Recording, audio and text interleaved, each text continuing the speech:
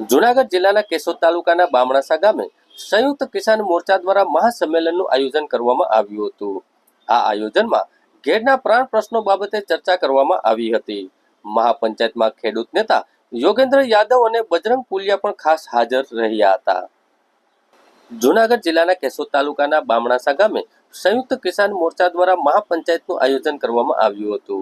આ આયોજનમાં મોટી સંખ્યામાં ખેડૂતો હાજર રહ્યા હતા।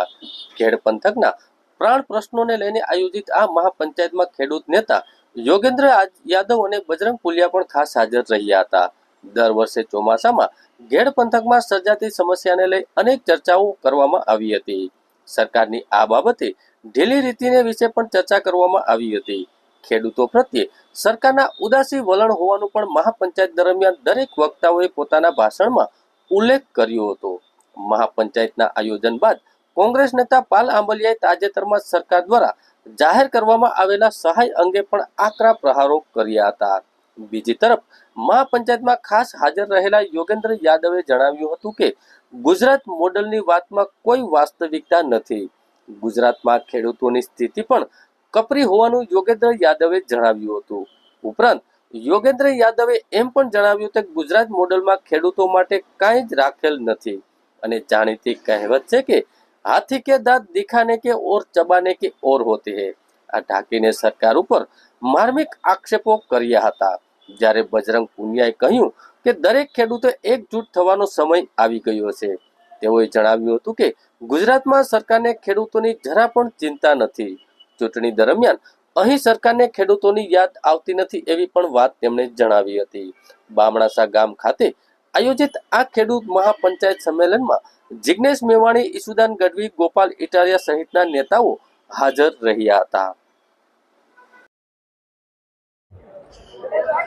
संयुक्त किसान मोर्चा और घेड़ विकास परिषद की तरफ से आयोजित इस खेडूत महापंचायत से एक बात स्पष्ट हो गई है कि जिसे पूरे देश में गुजरात मॉडल कहा जाता है वो गुजरात के किसान का मॉडल नहीं है, गुजरात के मजदूर का मॉडल नहीं है। मुझे बहुत दुख और अफसोस हुआ ये जान के कि जिसे पूरे देश में विकास की योजना बताया जाता है, भारतमाला योजना, उससे यहाँ के किसानों को कितना नुकसान हुआ है। मुझे बहुत धक्का लगा ये जान के कि प्रधानमंत्री फसल बीमा योजना जिसका पूरे देश में प्रचार होता है उसे गुजरात सरकार 4 साल पहले बंद कर चुकी है और उसके बाद गुजरात सरकार ने जो योजना लाई है उसका 1 पैसा भी किसी किसान को नहीं दिया गया है। मुझे बहुत शर्म आई ये जानकर कि जिस मिनिमम सपोर्ट प्राइस का दावा प्रधानमंत्री पूरे देश में करते हैं उनके यहाँ की सबसे बड़ी फसल मूंगफली में एक भी किसान को मिनिमम सपोर्ट प्राइस नहीं मिलता है। इसका मतलब है हाथी के दांत दिखाने के और खाने के और। ये जो गुजरात मॉडल है ये गुजरात का नहीं है, ये मोदानी का मॉडल है। ये अहमदाबाद का सी फ्रंट दिखाने का, रिवर फ्रंट दिखाने का मॉडल है, ये सूरत का फ्लाईओवर दिखाने का मॉडल है। लेकिन किसान के लिए सुख का, किसान के कष्ट के निवारण का मॉडल नहीं है। इसलिए अब संघर्ष से गुजरात के किसान को और देश के किसान को मिलके एक नया मॉडल बनाना होगा और घेड़ विस्तार का प्रश्न अब देश के किसान आंदोलन का प्रश्न बनेगा। धन्यवाद। मेरी कोशिश है, हमारी कांग्रेस पार्टी की कोशिश है, जो हमारे साथ जो संयुक्त किसान मोर्चा है उनकी कोशिश है कि भाई हम पूरे देश में किसान को एकजुट करें।